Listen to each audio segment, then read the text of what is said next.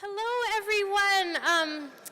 We're back to our third installment of our presentations, and this one is called Contradictions, the Sea and the Snow, a poem essay is the open space. And we're going to have Myung Kim, Cecilia Vicuña, and Brandon Shimoda. But the thing to mention about Brandon Shimoda is that he's not here. He spent all day in the Dallas airport yesterday trying to get to us, and it just couldn't happen. So somehow the sea and the snow prevented his physical presence, but we have a beautiful recording he made in the Dallas airport for us of his piece. So we will have that first, and then we'll have Myung and Cecilia. So I wanted to read bios first, and I'll start with Myung Kim is the James H. McNulty Chair of English and Director of the Poetics Program at the University of Buffalo, State University of New York. Kim is the author of Penury, Commons, Jura, The Bounty, and Under Flag, winner of the Multicultural Publishers Exchange Award of Merit. Her fellowships and honors include awards from the Fund for Poetry, the D. Gerasi Resident Artist Program, Gertrude Stein Awards in Innovative North American Poetry, and the State University of New York Chancellor's Award for Excellence in Scholarship and Creative Activity. Brandon Shimoda's most recent books are Evening Oracle, which received the William Carlos Williams Award from the Poetry Society of America, its sequel, The Desert, forthcoming from the Song Cave, and his first book of nonfiction, an ancestral memoir called The Grave on the Wall, is forthcoming from City Lights. He lives for now in the desert, where he stays during, but is with us somehow. Cecilia Vicuña is the author of 25 books. She's a poet, artist, filmmaker, and activist. Her work addresses ecological destruction, human rights, and cultural homogenization. Born and raised in Santiago, Chile, she has been in exile since the early 1970s, after the military coup against elected President Salvador Allende. Vicuña's work began in the mid-60s in Chile as a way of hearing an ancient silence waiting to be heard. Her multidimensional works begin as a poem, an image that morphs into a film, a song, a sculpture, or a collective performance. In Chile, she founded the legendary Tribu Number in 1967, a group that created anonymous poetic actions in Santiago. In 1974, exiled in London, she co-founded Artists for Democracy to oppose dictatorships in the Third World. She was appointed messenger lecturer in 2015 at Cornell, an honor bestowed on authors who contribute to the evolution of civilization. Also wanted to tell you in the current issue of the Brooklyn Rail, there is a piece about the ocean that she wrote, so to pick up the current issue and to look at that. And she also has 2 books coming out this year, and one of them includes her new and selected poems from Kelsey Street Press. And I know that, Tracy Morris mentioned Harriet Mullen as somewhat of an inspirational person for today, so I thought I would read her poem, Elliptical, as an invocation to begin. And so this is how it goes, and I wish she were with us as well. They just can't seem to. They should try harder to. They ought to be more. We all wish they weren't so. They never, they always. Sometimes they, once in a while they. However, it is obvious that their overall tendency has been, the consequences of which have been. They don't appear to understand that. If only they would make an effort to. But we know how difficult it is for them to. Many of them remain unaware of. Some who should know better simply refuse to. Of course, their perspective has been limited by. On the other hand, they obviously feel entitled to. Certainly we can't forget that nor can it be denied that we know that this has had an enormous impact on nevertheless, their behavior strikes us as. Our interactions, unfortunately, have been. Anyway, and so now we will listen to some work by Brandon Shimoda. Will be happening.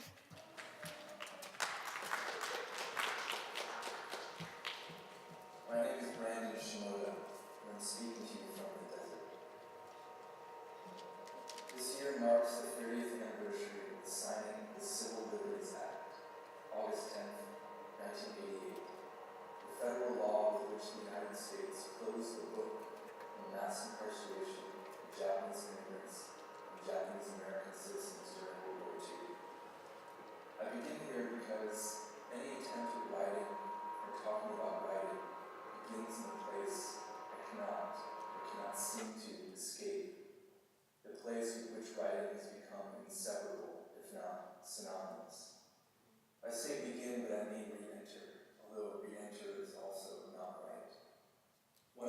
parents who was incarcerated was my grandfather, who is dead. One of the citizens who was incarcerated was my great-uncle, who is also dead. Another one of the citizens was my cousin, who is alive and has said very little about it. Another one of the citizens was another one of my cousins, who is also alive and who has also said very little about it. Another one of the citizens was my great-aunt, who is also alive and does have things to say about it, but only recently started saying things about it, including to her children, who are in their 40s and did not until recently know very much, if anything, about their mother's 3.5 years as an enemy of the United States. Actually, the United States did not close the book. It took a razor blade, cut out every word, and rearranged each one in dreadfully predictable configurations across the pages of 21st century American existence. What happened on August 10th, 1988? Some of my relatives, living and dead, might say that what happened on August 10th, 1988 was that they were redeemed for an injustice committed against them. But the Civil Liberties Act was not an act of reconciliation. It was an act of control. It galvanized out of voluminous testimony and traumatization a regeneration of silence. I am, as far back as I can trace, the only poet in my family. I share that solitude with the family altar. The altar is where my ancestors continue their attempts to materialize a picture of the future that might justify what they were made or compelled to endure, while recognizing that their endurance will not deliver them to the realization of that picture, nor will the future be as auspicious or endurable as they imagine. Poetry is, for me, the placing of an orange on the altar. I know the orange will sit there, slowly expiring beneath its skin, but I also have faith it will be touched, that my ancestors will be nourished. On the occasion of the 30th anniversary of the Civil Liberties Act then, I would like to share 4 short and unfinished essays from the ruins of incarceration. Essays and also rehearsals. If poetry is the placing of the orange on an altar, essays are the cleaning of the altar in preparation for the orange. The first 3 take place in the Gila River concentration camp on the Gila River Reservation near where I live in Arizona. And the last one takes place in bed. "Don't get too close to the ditches," the older boy said. "If you do, the snapping turtles will grab you and pull you in." The young girl did not see any ditches. It was her first day in the desert. She was 6. The desert was flat, except for a few hills that looked like they were hiding something. Over the next 3.5 years, the young girl would grow familiar with and knowledgeable about and even in love with the desert, if love is not too strange to say or even feel. She was in the desert because she was put there by her country, the United States, which looked at her or did not look at her and determined that she was their enemy, which meant also, because she was an American citizen, that she was her own enemy. But what did that mean? What are snapping turtles? What happens when they grab you? What happens when they pull you in? She thought of hundreds, thousands of snapping turtles waiting at the bottoms of ditches with yellow eyes like squash and green eyes like zucchini to grab her and pull her in. That is how you become a snapping turtle, she thought. That is how you stop being a human and become a snapping turtle. But how do you become an enemy? Maybe love is what you call the feeling you gain from being familiar with and knowledgeable about a person or place, desert or ditch, with which you are forced to be in relation indefinitely.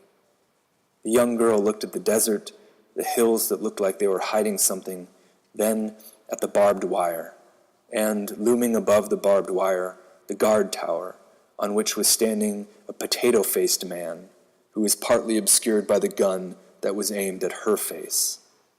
She thought of a cross and a man, several men, hanging upside down, their heads almost touching the shadow of their heads on the ground. Over the next 3.5 years, guns would be ever present, and, as far as the young girl knew, always loaded. The guns, however, were not as terrifying as the potato-faced men who held them. When the children arrived, there were turtles, snapping turtles, like helmets. Turtles deep, deep, deep in the ditches slowly rose and snapped at the children, like Yoshiko, wearing a dress of her mother's crumpled face, walked right up to the ditch and peered in. Children were grabbed, pulled in, became turtles. Their eyes were olives. Children were torches. In the ruins of the third largest of the concentration camps in which Japanese Americans were incarcerated is a field of cotton that, when seen from the hill overlooking the ruins, resembles a field of snow. The resemblance of snow adds an air of refreshment to the desert. Arizona cotton is exceptionally white. Agronomists say it is because it never rains in the desert. Rain is dirty.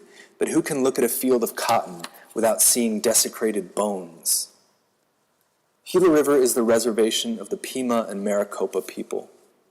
It was occupied from July 1942 to November 1945 by the United States Army in the form of a concentration camp, in which 13,348 Japanese immigrants and Japanese American citizens were incarcerated, making it, between those years, the fourth largest city in Arizona.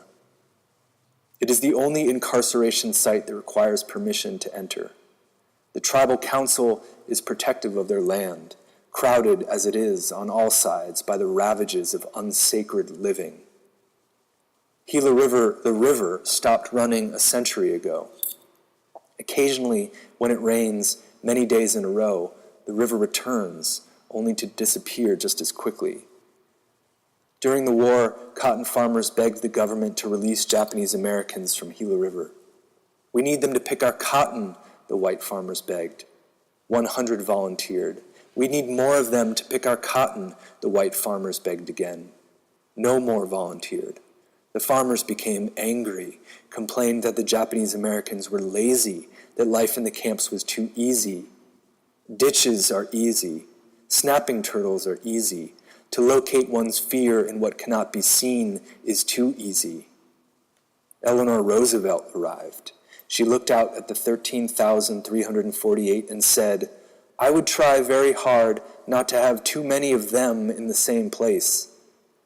Then, to feign that she and them were being nourished by the same source of giving, she raised a glass of milk to her lips, took a sip, winced, and pronounced the milk sour.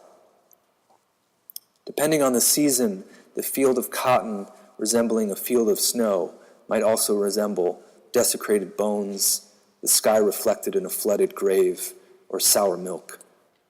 Eleanor shook herself off. Japanese Americans were not looking at themselves, turning white, not the cotton, not the descendants of bloodless cotton the children's fathers refused to pick. Children were shy, had stories to tell, not their own, but those not resolved, still dirty. A Nisei woman was asked if she would like to speak, to share her story. The people facing the gleaming snow looked sad for a moment, then vulturous, sad again, expectant, ready to ascend.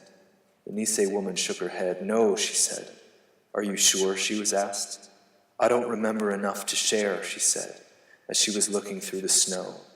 She remembered everything, but could not, 7 decades later, associate herself with the subjects by whom her memory was reminded. "We used to dig holes beneath the barracks to stay cool," the young girl said. "We cut holes in the floors and built sunken rooms." The metaphors of being forced underground into hiding and being forced to dig one's own grave came to mind. And I wondered if these metaphors came to the minds of the people as they sat in the holes. The young girl is now 82 years old. Her name is Yoshiko, which, depending on the character, means virtuous child, fragrant child, grateful child. I stood with Yoshiko in a reconstructed barracks in a museum in San Jose. She was my tour guide. "Is this what it felt like?" I asked. "This is what it felt like," she said, then said, "This is what it feels like," which I took to mean that living in a concentration camp felt like being part of an exhibition, and despite that there were no metaphors. The people of Portland, Los Angeles, rural Arkansas made Sundays out of gathering on the outside of the barbed wire fence to watch the Japanese Americans. They brought sandwiches, lemonade. They were like Dante and Virgil, poets overseeing but ultimately untouched by the inferno. The exhibition was not, however, limited to the Sunday people, but everyone in the United States, many of whom, whether they felt vindicated or elated or infuriated or resigned or indifferent to the fate of the Japanese Americans, took one look through the fence and immediately forgot what they were looking at. You don't forget.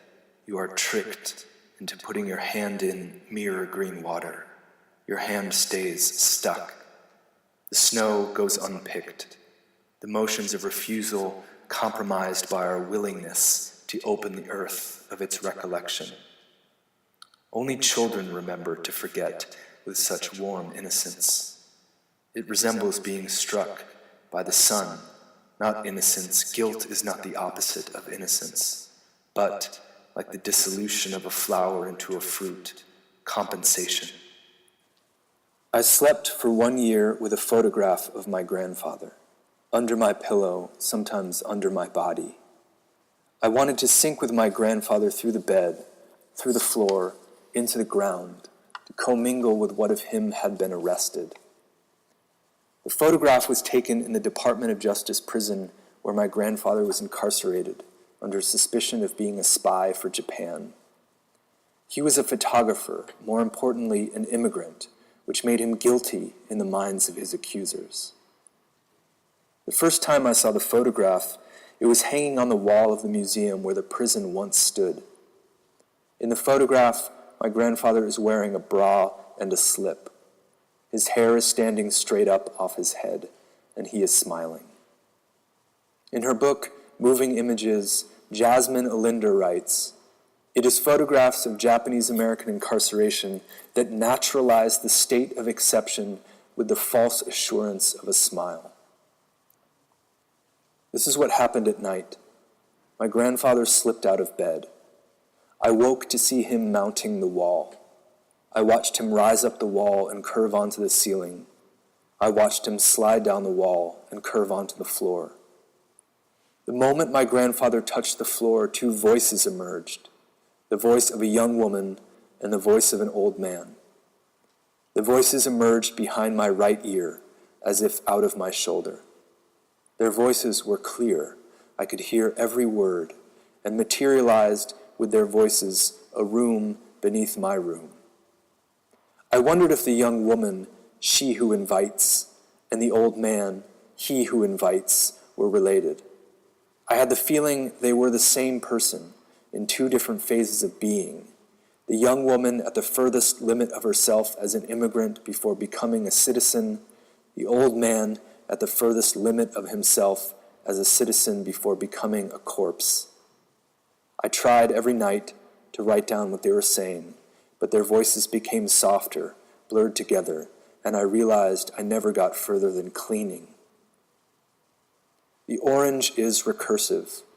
Poetry is not what I write, but what I remember of what I have written.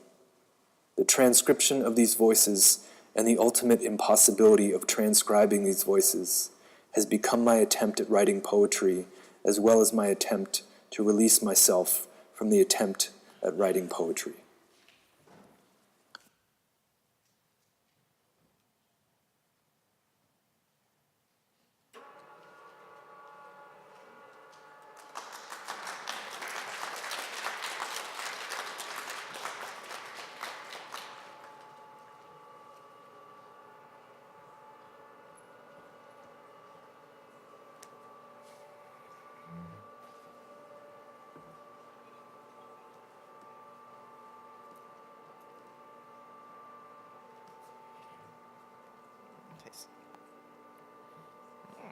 Higher than I want.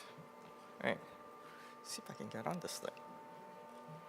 And I think I'm just gonna perch for the moment. You know, this is good.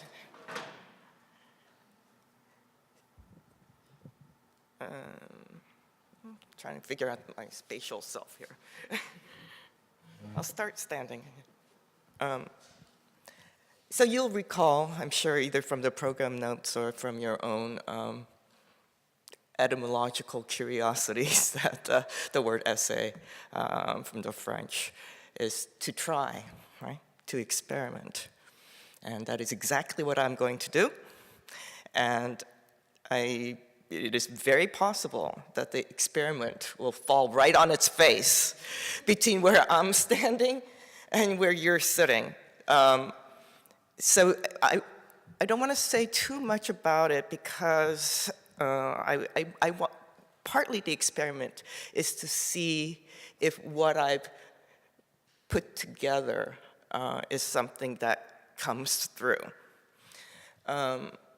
So I deliberately left my contribution today very short because when we reconvene as a panel and as an audience, I would like to make sure that this is perceived of as sort of a forward opening gesture that will get elaborated as we talk together. So please think of this as part one, and then when we talk together, thank you. The second part will, in some sense, unfold because we're here in this space together. And I wanted to make sure that those two places at some point cross and conjoin.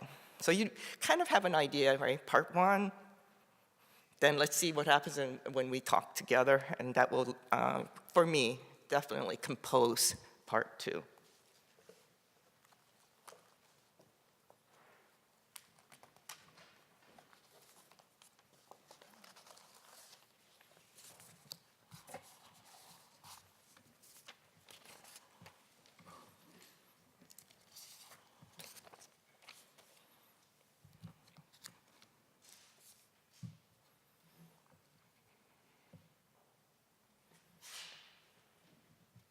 If a species does not find a sonic niche of its own, it will not survive.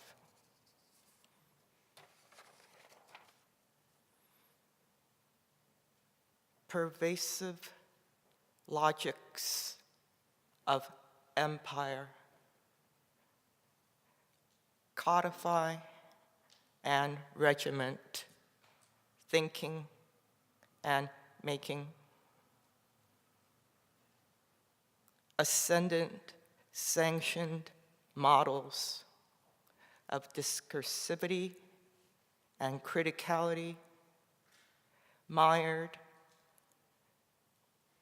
in the industrialist, militarist complex, phallocentrism and racism. How the dissemination of these reifications coincide with expansionist and colonial projects and further civilizing missions. Languages of colonial conquest and dominant languages of nation states penetrate into and transform and undermine a minority community's ability to maintain its language, culture, and identity. Language shift occurring within the context of forced assimilation, linguistic genocide.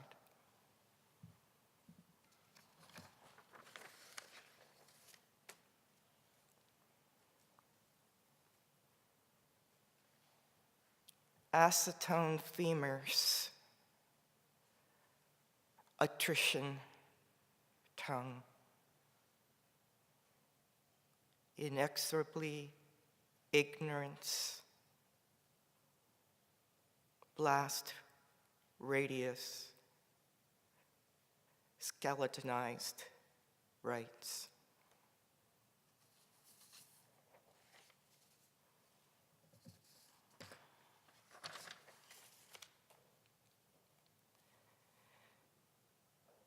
the consolidation of Western hegemony,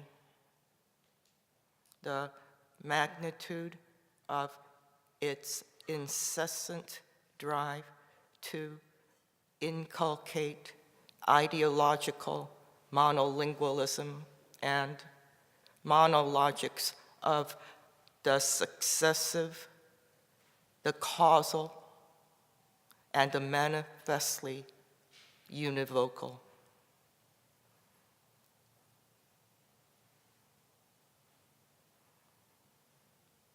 It is an inspiring sight to witness this unseemly, death-ridden tropical country change into a place of beauty and a veritable health resort, right in the midst of disease and death. The Panama Canal is a wonderful feat of engineering, and we can easily imagine civil engineers attempting in the near future to conserve and utilize the motor power of the ocean waves and the trade winds. The Panama Canal is a glorious triumph of scientific sanitation and a great lesson to all nations and peoples down the centuries.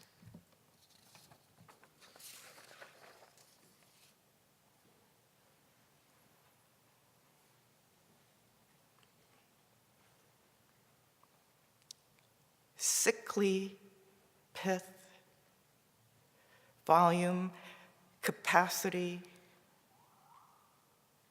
correlation of sides, and whetstones. Rancor, compass, worm, emperor.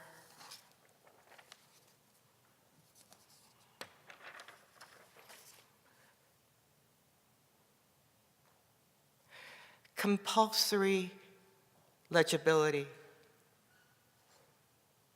coercive intelligibility,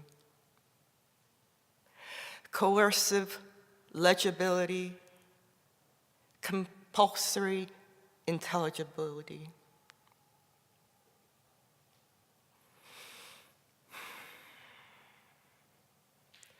That the continual colonization of American Indian nations, peoples, and lands provides the U.S. the economic and material resources needed to cast its imperialist gaze globally is a fact that is simultaneously obvious within and yet continually obscured by what is essentially a settler colony's national construction of itself as an ever more perfect multicultural and multiracial democracy.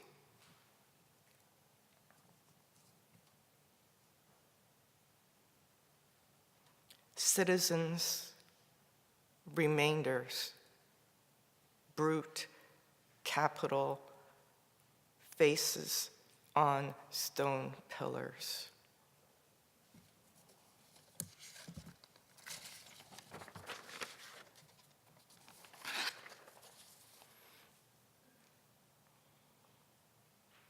Thinking and making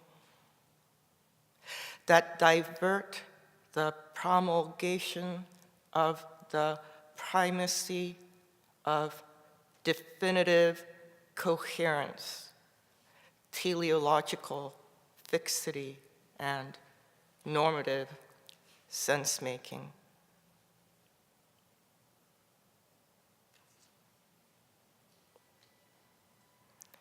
Concepts function not by unifying, cohering, systematizing, or explaining, but by diversifying, diverging, producing that which is different, that which is unlike, functioning as a virtual source for both the proliferation of other concepts and the diversification of the new.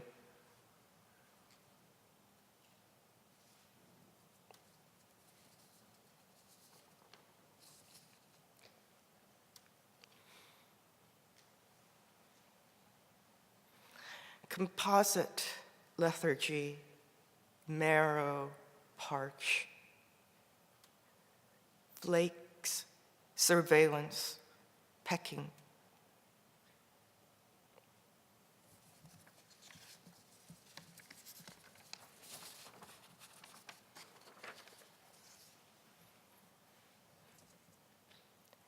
A making that attends the intervallic, the aphoretic, the caesaric. A poetry that activates multivectorial, polyvalent iterations of form. The sonic, graphic, and the haptic cued by synesthetical, prosodical intensifications and multinodal temporalities. What I find utterly terrifying is mourning's discontinuous character.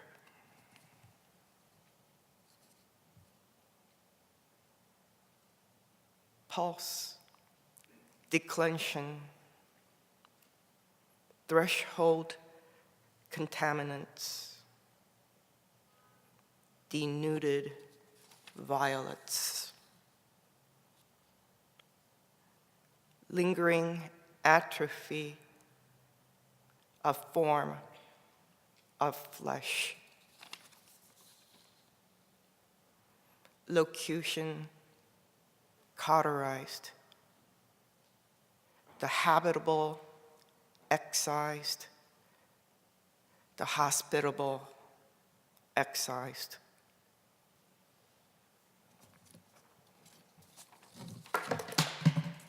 Thank you.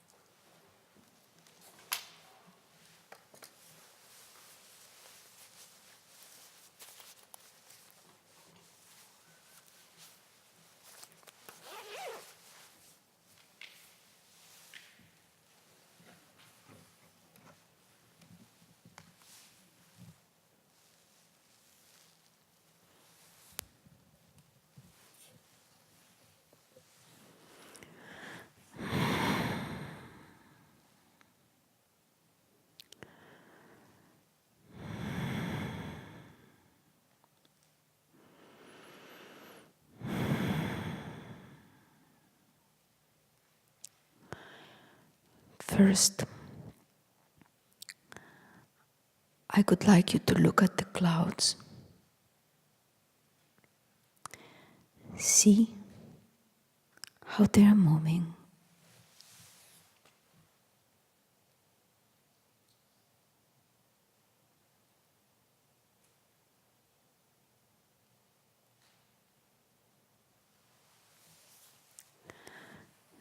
Ever so slowly. Think of what just happened, and it's probably still happening near us. A fast wind. The ocean making a fast, raging wind. I learned a new word, bombogenesis, giving birth to a bomb cyclone, a bomb intensifies. A storm that coincides with full moon.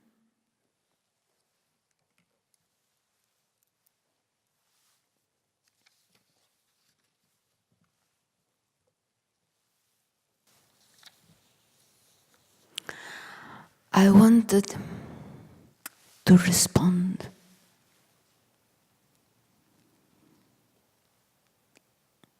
to essay and essay. But I realized that you can't essay an essay in English. You can ensayar in Spanish. You can essayer in French, but you can't. Not C-U-N-T, but C-N-T. You can't essay in English. Why is that constant borrowing of Latin stopping at the moment of making the word essay itself? I wanted to avoid, or it wanted to avoid the wavy, tumultuous madness of essaying with itself. The essaying, doing an essay. But what does it say? The E in the say. Conche tu madre, despierta, despierta. In truth, it is that the energy in the essence part of the word essay, the essence ruled out by the military police of academia. Essence, they say, shut up. Don't ever say that word. But the in essence says, speak up. Say. What lives inside the essay, in the essay?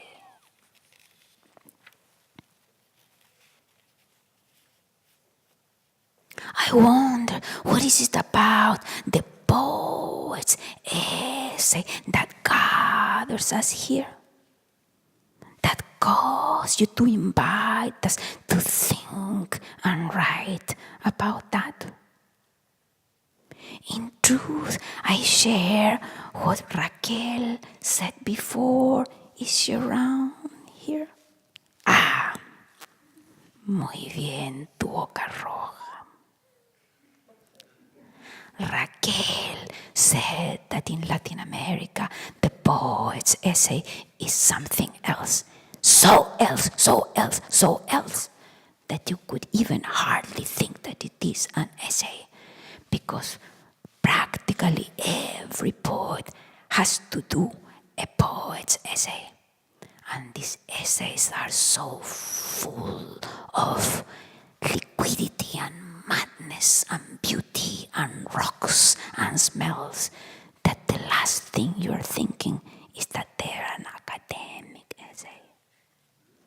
So all this desire that was in your invitation to liberate us from the oppression of the thesis didn't affect the Latin American poets. And that's what bred the woman, the person that I am. To answer to your hidden question inside the question about what in the poem is different from an essay, I remembered the girl reading those essays, and I think what drew me to them is that I could see, feel the thoughts and the shape of the unfolding structure of the thoughts more clearly in those Latin essays, than perhaps in the poem itself.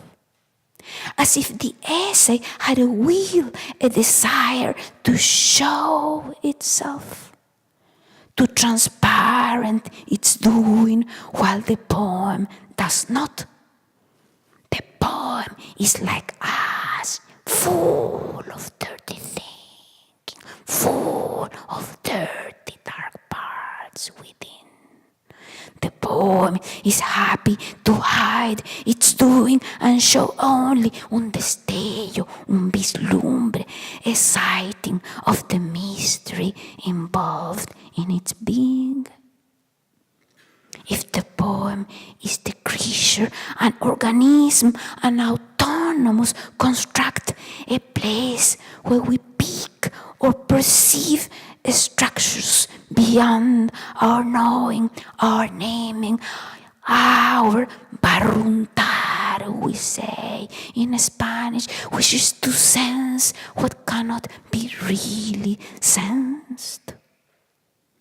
The essay instead may be a field, a playground to observe the limits and boundaries, the shapes of our thoughts. If the poem is phenomena, perhaps the essay is what is now called the epiphenomena.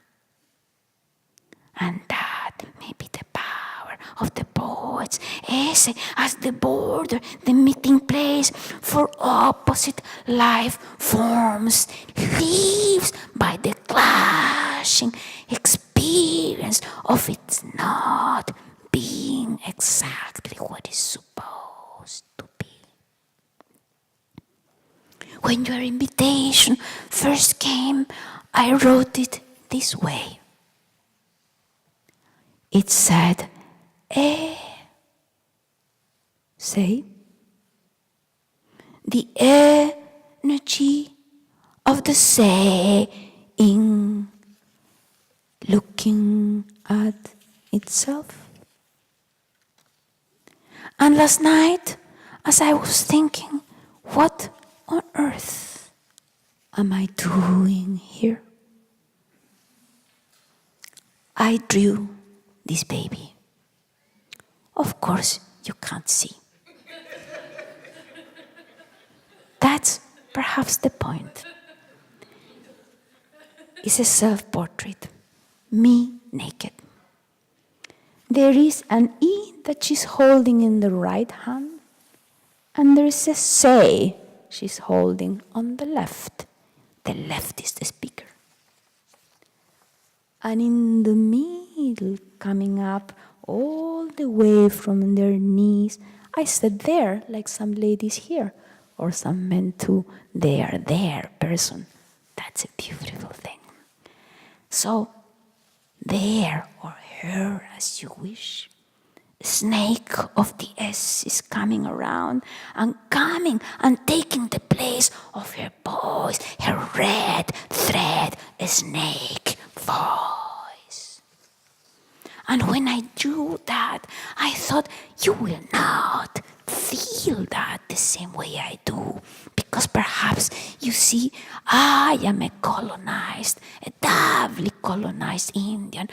I was colonized first by Spanish and then colonized by English, so I can't take it no more. I never could take it even as a child. My mother, who was a Spanish speaker Indian, she could say to me, why do you speak like that? Like if you were eating the words. Maybe I was cannibalizing them. And so, from the very beginning, I saw words in a weird way. And so here, there's another drawing of the naked woman. You see when she thinks she's naked. That's how I used to write when I was not in a cold place as here. Right, naked. So there she is holding the W of weaving on the right hand. And on the left, she's holding the oars of the words. Do you know what that word really means? Ord is an ancient word that makes the word order, that makes the word warp, that makes the word art. All of it began by the weaving or dearing in the warp of the ancient weaver thinkers that created these colonial languages that we use now. Because no matter how colonized or colonizer a language can be, still it holds the memory of those ancient weavers that created those concepts and names. Since we were meant to speak about the ocean, I don't know how much more time we have, because I can't keep track of time. But I don't want to bore you, because I'm looking forward to talking with you. And so I will stop anytime, but I will go on for a little while. So I said, my essay began in con. My life as an essay, as a conscious essay, began in con. And here I realized that I'm reading your invitation wrong when you sent out this phrase, a poem essay as the open space. I immediately turned it into a poem essay in the open space, because that was my rebellion as a child. I did not believe that writing was writing as it was being taught to us in school. I began writing with acts. I began writing by the sea. I wrote, to resist is to exist, because the exist is inside the resist. Now the place where that occurred is called con. There's no memory of the ancient indigenous language that called that place con. But there are traces of a language so old that it may have been spoken by the first inhabitants of this place in the Pacific Ocean in the middle of Chile at the foot of the Aconcagua mountain. If that was the case, the meaning that has remained is that con means the life force of the ocean, the life force, and the circulation from ocean to rain, to cloud, to snow, to river, to ocean. So con is not just the water or the ocean or the life force, but it is the entire circular process. The entire movement of one turning the other. And it is indigenous languages when you want to intensify. You don't cause the river, the ocean, the wind to intensify its speed to a killer degree.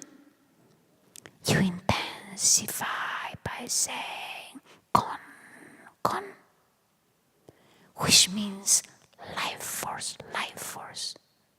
But seen from the Spanish, con is the root of consciousness, is the root of together. So you are in con, you are with your awareness with the sea.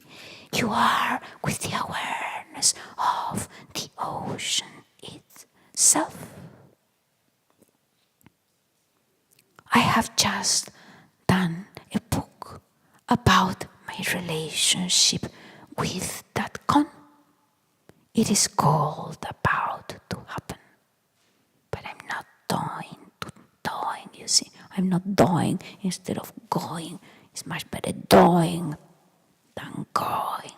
I'm not going to speak about that. I want to go back to the essay word. They're saying a way of writing in the land and of the land. This is because I just returned from Tierra del Fuego, the land's end. And over there, I'm working with a group that calls itself Ensayos. Calls itself, I said. They're selling themselves. I am part of that. Yes, we are saying that we are ensayos. So what is the ensayo? Is the writing or the being or the being there in Tierra del Fuego? We can speak about that later. The essay. We are essays of this earth. Human comes from woman. Not woman like woman, W-O, but G-U-M-A-N, woman, which means of the earth. She is essaying a form of consciousness in us, but we have failed so far to read the energy of the saying. We know how to breathe, but not how to be in her presence. Not how to be in relation to others and the land. Instead of that, we have created machines to think in our place. You probably know, as I do, that these machines we have created are already creating algorithms that humans can't read. And they're already changing the world to fit their needs and not ours. So this idea of the Anthropocene, it may end up faster than its beginning thanks to this AI. And that is how I'm going to slowly wind down, and I'm going to skip, as I usually do, half the note. La mar oceana, we say in Spanish. The indigenous people forced to speak in Spanish never adopted that notion that the ocean would be male, and they say la mar, la muerte del mar. The fishermen still call her she. And my love is writing a long piece about Namo. This is the name the ocean received at the first time of writing in Mesopotamia, probably 3,000 years ago. And this is a piece by him. It says, our cosmic mother Namu is depicted in the Mesopotamian clay tablets as the primeval ocean from which everything comes forth. Yet, when the actual writing that has come to us in the Enuma Elish, written probably between the 3rd and the 2nd millennia BC, she has already been replaced by Tiamat. And Tiamat is then murdered by her own offspring Marduk. The male is sky god. After that, Namu is never heard from again. the ocean mother of heaven and earth was split, torn apart by her son, and her body parts scattered to all corners of the earth. Think of our killing the ocean now, and you will see we're still in the male logic, the colonizing imperial logic. You, Myung Kim, so beautifully named. That logic, killing the ocean mother.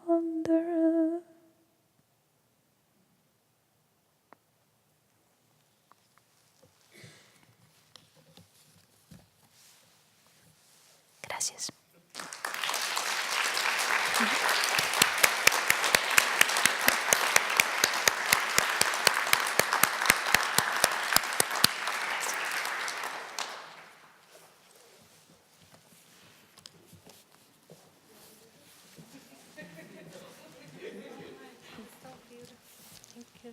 Thank you so much.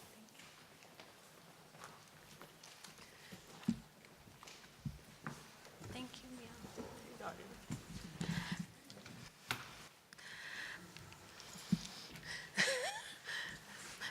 Oh, I'm okay. Thank you so much. Thank you. It's really hard to ask questions after that. But I'll just ask one question, then we could open it up. Yeah, a question I thought to ask you, keeping with the theme, is when you look over a wide expanse like a sea or an ocean or a field, with snow, what do you think of? I was thinking of that lantern because one of the parts that I didn't read you is that some of the things that you sent in the invitation, I had to look up in the dictionary, and while I was looking into the dictionary, I decided to look up the word snow and the word ocean. And ocean comes from the Greek okeanos, of course, a male god. You see, the Greek that has come to us is male, is the male conquest of the ancient Aegean Mediterranean culture. And the word snow is Germanic. So I am reading snow, Germanic and attested origin, and this beautiful description of the crystals. And I'm thinking, my God, if we carry on the way we are going now, very soon people will only be able to read about snow in a dictionary definition. The ultimate colonizing tool. And while I was watching Kim struggling with the lantern, I realized that the lantern was like a crystalline structure. And I thought, maybe that's how we're going to relate to crystals, through plastic.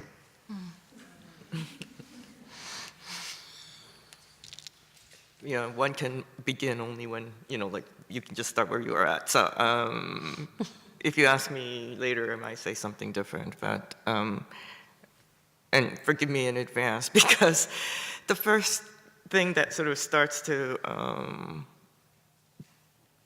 move around in my head is how these open spaces have actually been poached and appropriated.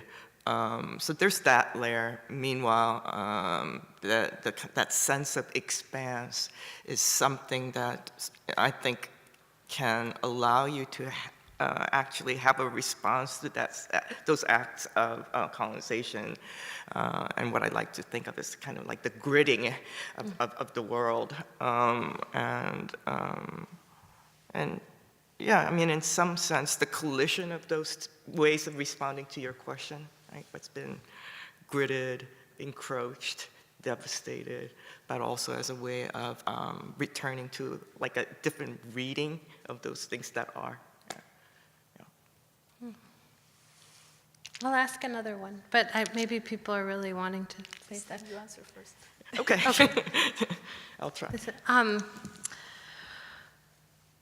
I don't know if this is an answerable question, but what is more an agent or material of performance, a poem or an essay? Or just say whatever you want, but.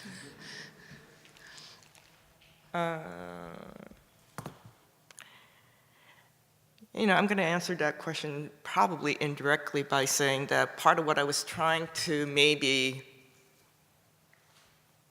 make an opening for in terms of what I presented today was to, in some sense, come up with a different way of understanding the circuitry around what we call essay or what we call poem, and to try to invite everyone in the audience to think about what sort of re-cements those categories for you and why. Some of these sort of disciplinary lines, or what I was gesturing toward as categorical thinking that to some degree we're subjugated to, consciously or unconsciously. At the same time, I understand that this is how we speak to each other. I mean, that syntax and grammar allow us to have a kind of reciprocity and porousness.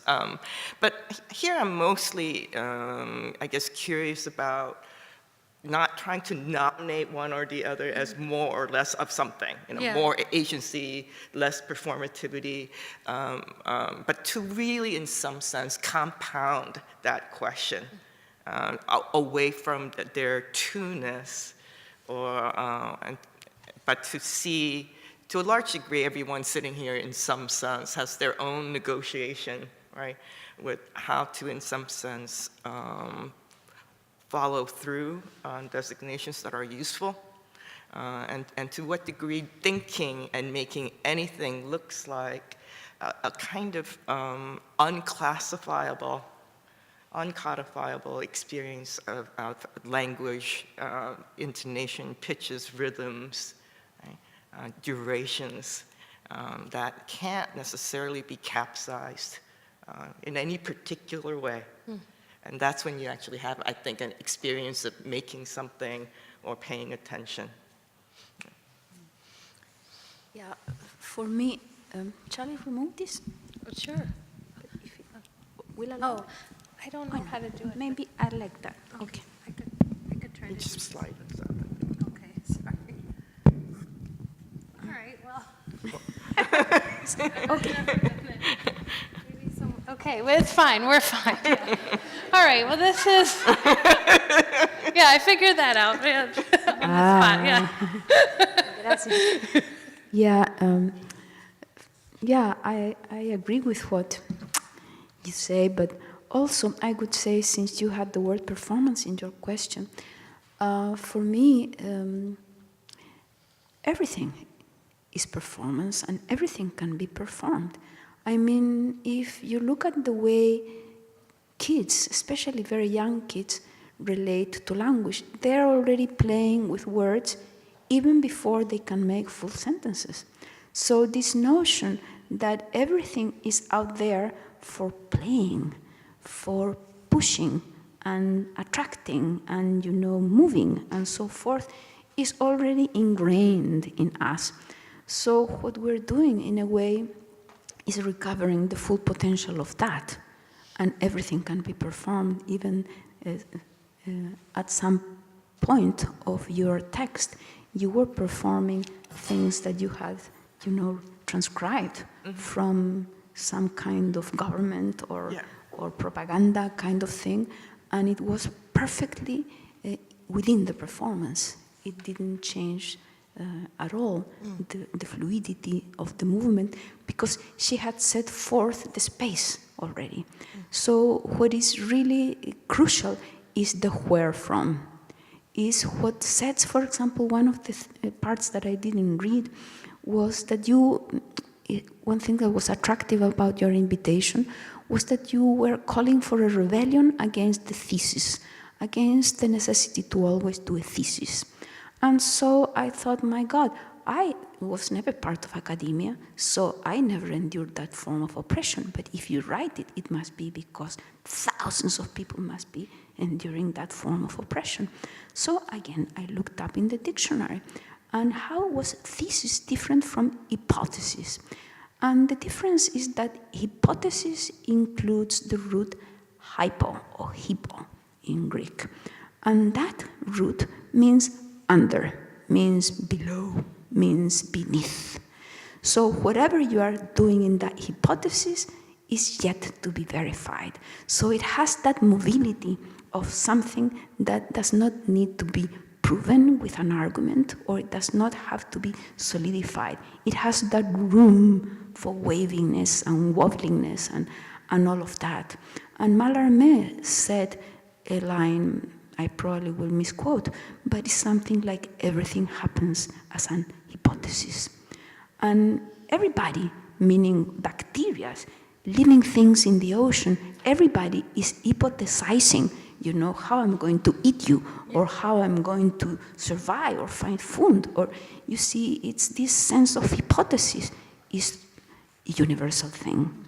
So it's the idea of the thesis that becomes the oppressing thing, but not because the proposition, not because proposing, it's only because if you are forced to demonstrate, that is what makes it hard and edgy and really impossible to sustain by how we know reality works.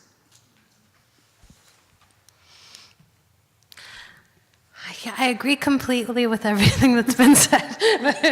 Not that that's important, but so does anybody want to ask a question and come to our very welcoming microphones, if anyone would want to do that? Oh, okay, good. Hello. Dottie, you read that wonderful poem by Harriet Mullen called Elliptical, which was such an incredible way of framing, I felt, these performances. And that poem for me has always been so much about what is left out, what is elided, but also what certain structures of language do to certain communities and the ways in which they're pointed to, but also erased. And so I was wondering if these wonderful writers and performers could talk about maybe what the unsaid, the role of the unsaid, maybe like what I'm trying to think of is like the undersaid, like the thing that's not being said but that's being implied, and also the way that like silence and lacunae play a role in your process and in your work. Yeah, I did my first last time. No, that's fine.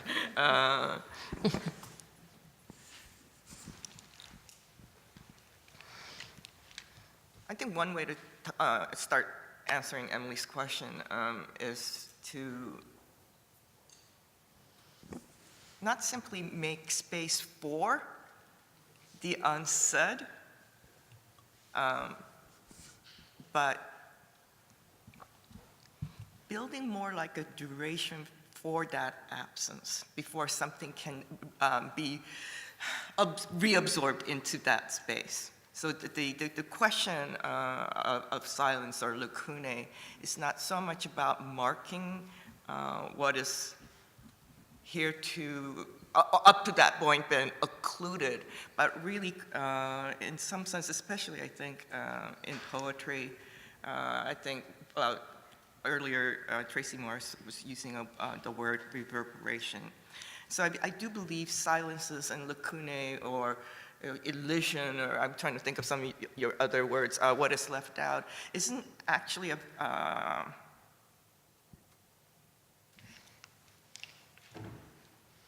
is more porous than I think it's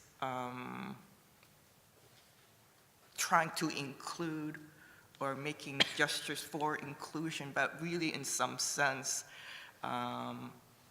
rhythmically,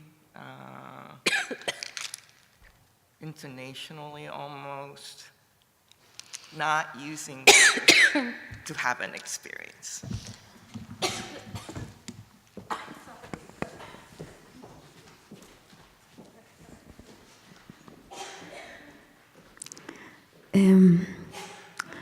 For me, the unsaid, pobrecita Doti, is really the starting point. Where are you? In other words, the way I see words and language itself is completely based on something that is impelling, propelling the need to speak and say, which is an impossibility. So everything that we do is again like a trying, like an essaying. And so for me, what makes poetry poetry is that the poem comes from that place, from the awareness of that, from the feeling, the sensation, the being of that. And I have said it, for example, that what speaks to me is what is not word inside the words. And this comes from an experience I had as a child, that I saw inside words. And so that experience continues to be alive in me. So at the same time, there's something very beautiful about what you just said, about the duration. And language has a lot to do with time. Language is a timed operation, because a sound, it appears to begin and end. Of course, it's only a perception. But in truth, it is a time thing, like they say cinema is a time art, or performance is a time art. And yet, when you have certain experiences, those experiences remain with you forever. So it is timed and not timed at the same time. It is like quarks. It is local and non-local at once. You see? That is what makes words not codifiable. And I don't think AI will ever get that.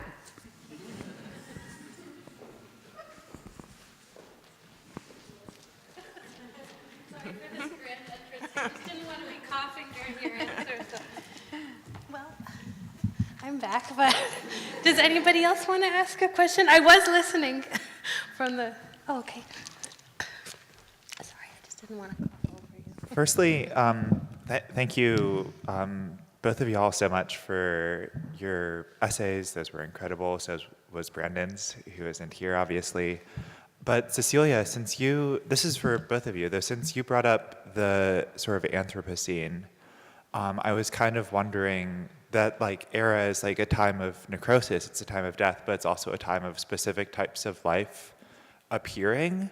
And if there are ways that either of your work reckons with that sort of complexity, it kind of, to I guess rephrase or reformulate that, I'm kind of thinking of the double meaning that the colony has in it. There's the colony that's of the colonizer, of oppression, of mass death, and then there's the colony that's of sort of insects, of wasp colonies, of all of these types of life that aren't human, but are also still sort of reproducing themselves in the wake of this ongoing climatological doom. Is there a way that you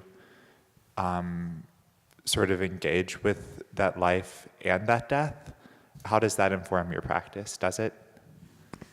Okay, can you say again the part about the life and death, because I missed the verb. Oh, yeah.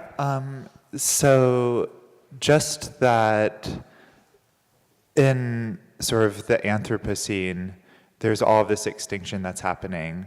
There's this rise of technology, rise of machines, which are causing lots of death, but there's also, as that death is sort of producing rot, there's an increase in types of fungal growth, there's an increase in some insect life.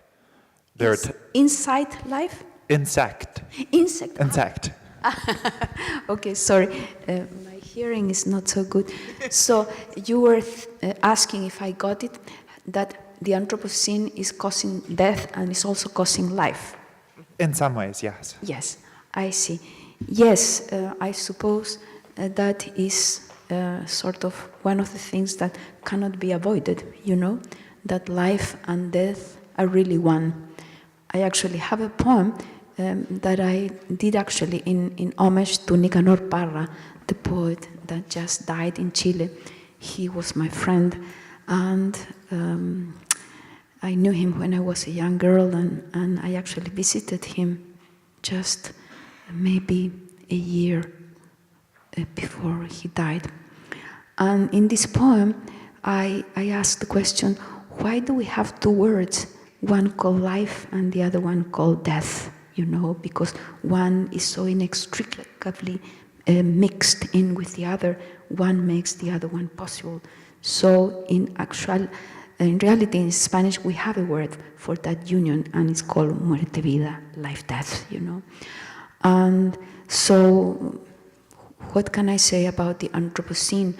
I think unless we collectively decide that we don't want to go under, disappear, we have to be completely aware of what the machine is doing, you know, because having created a machine to rule us, which is what we have done, is not in the awareness of a lot of people. And how else to understand what's going on, you see? And so this notion, and it was very present in your fantastic piece, the one about, how did you call it, the atrophy?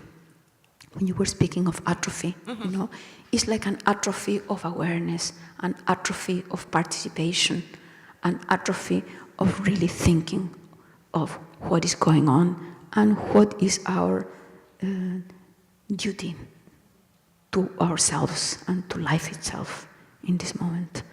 And as long as we continue to pretend that this is not something to do with our daily acts, really, I don't think the Anthropocene will have much of a chance to last very long. Sorry. That's a great question, and the way I'm going to answer it is probably not very directly, but I've been thinking a lot about viability, or the cusp between viability and non-viability, and in all forms of life, machines, ideas. So I am actually very interested in where the scene of a certain kind of deterioration or even complete collapse does perhaps signal, right, as you suggest, new forms of life. And I'm very, very interested in that cusp. Again, whether it's an idea, the way that we organize ourselves communally. So yes, very much that sense of collapse as a kind of rejiggering.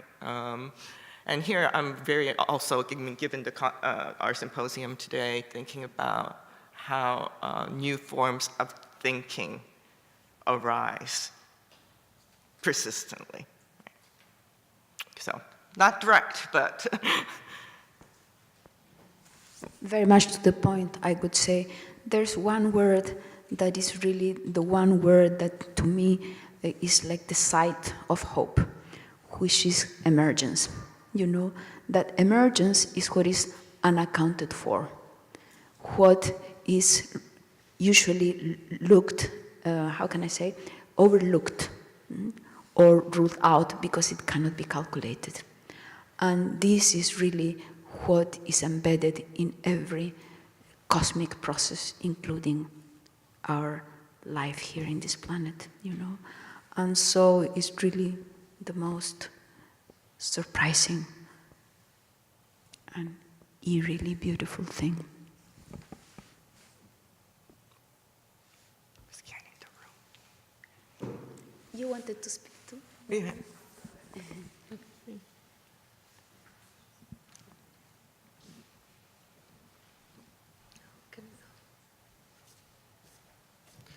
Hello. Hello. My question is, how would one write a poet's essay on geometry or science? And how can you convey the beauty of poetry and tangle it with the rigidness of geometry and step-by-step logic, and have those two, you know, work together? Or is that even possible? Well, you know, I think back to the etymological root of essay, I think all you have in that instance is the effort to try and seeing what emerges from that, you know.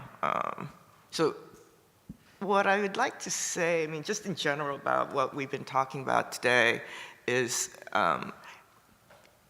let's say you wanted to do such a thing, such an essay, but not having any predication or projection about what that might look like is, I think, what we've been talking about today, right?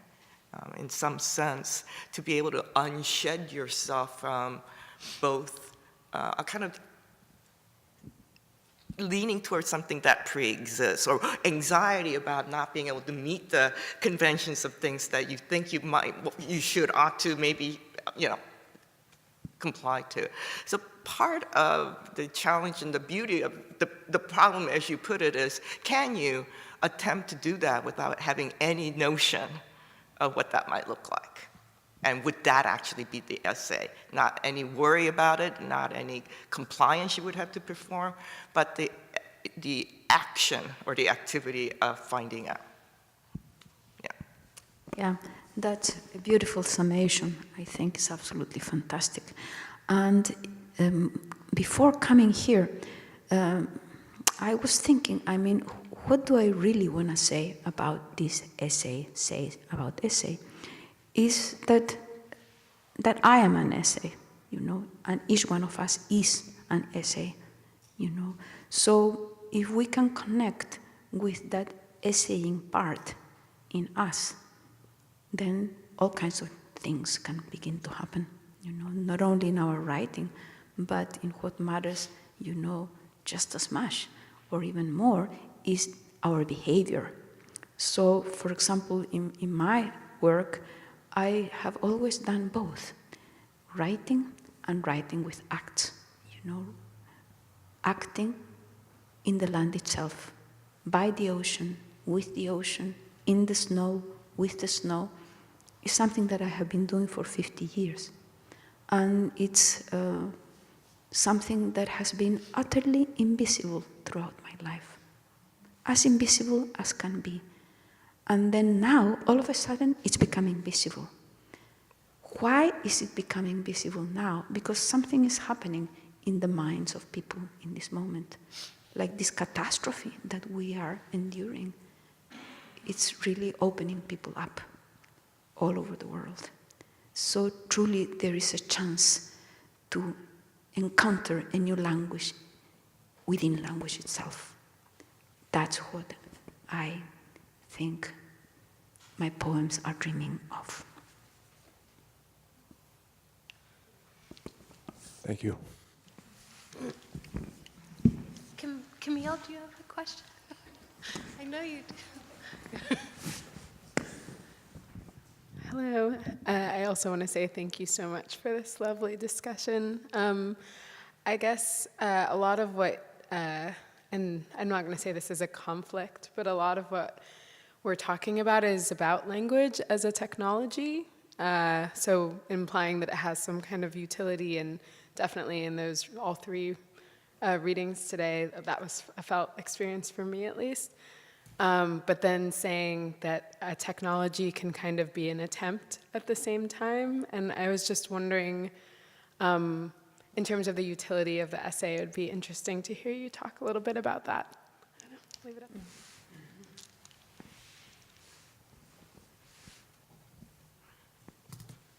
I might need a little help figuring out the question. Do you want to say a little bit more? I guess to put it more simply, I feel like a lot of what we're circling today is a lot about the essay in any form, in a new form, and its entire history of from where it came to where it is now. There is a kind of utility implicit in the way we're talking about it. And I just would love to hear a bit more about your individual or collective understandings about that utility. I was mentioning language as a technology, but which just maybe was a takeaway from your two readings, especially. But yeah, the utility of it. This may not be at all satisfying. Because it's just like, I'm trying to understand the question in terms of, I think, something that Cecilia and I maybe aligned a little bit, is trying to notice, and I'll just say this as quickly as I can. I'm just going to circle back to something I said at the beginning of the Q&A, which is, of course, the kind of function, or what you're calling technology of both, whether it's a form like the essay form or language as a practice, as a concept, and as a cultural process. I think the tipping point for me is where the utility actually becomes the only measure for what that utility does. So, for example, if language in some sense is merely replicating, right, its instrumentality, right, communication to communicate, how's that different than perhaps whether it's in the work of essay writing or poetry writing, any kind of writing, where you actually try to understand how that technology is acting on you, right? What is it, how is it seeping in to your consciousness in ways that you do and do not anticipate, right? Or can and cannot tell. And that's, I guess, where I would try to say is where the attempt part comes in, because it's a way of almost exposing and re-exposing the ways in which these technologies become subsumed, right? Or even indoctrinated. They're a process of indoctrination. And so I think it's partly, when I say effort or try or test or experiment or attempt, is really sort of a perennially questioning, right? To put in the interrogative, what is this technology, okay? How is it allowing me access to my own field of perception? And how is it in some sense performing a kind of occlusion, whether I know it or not? And it's the attempt to catch that. Right? Wow. Performing an occlusion. That's exactly what the way language is being used and taught is doing. You, in your text, use this phrase, the oppression of intelligibility. Think of, for example, I will now think of Shimoda, of his beautiful piece. You know, if you are an Indian, like I am an Indian, and you have awareness that there is another way of sensing, another name of naming, another way of being, you are constantly, or at least I was, from a very early age, aware that there was another way. And how did I get that another way? Because my mother, even though she had lost her language 3 generations before I was born, because her people were massacred, she still did not give up, and she's still alive, and she still lives in that other mode, even though she's using Spanish. So she turns around Spanish, she bends Spanish to manifest these other dimensions. And that's what was transmitted to me. Now, for example, I have been reading about something called epigenetics. Have you been reading about that? It's the most fucking fascinating thing. Because you see, the Western science has been projecting the idea that there's something called the selfish gene, and the genes rule and genetic information rules.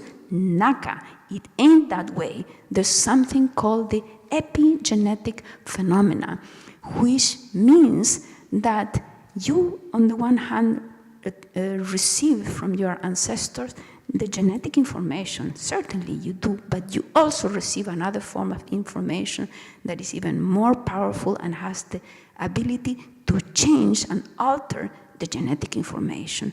And this is the epigenetic phenomena. And what causes it is the likes and dislikes. What you really feel, what you really want to do, and what you really don't want to do. I mean, I read that and I thought, this is completely freeing, because this performing occlusion is preventing us from having access to that infinite freedom that we have inherited.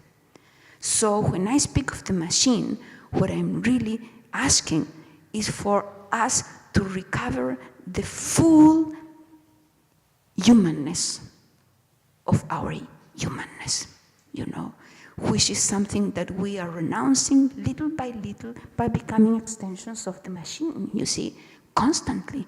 So how this is reducing our ability to sense all the dimensions of possibilities for us as a culture, civilization, for life on Earth, So all the parts that I left out were the parts about the infinite delight.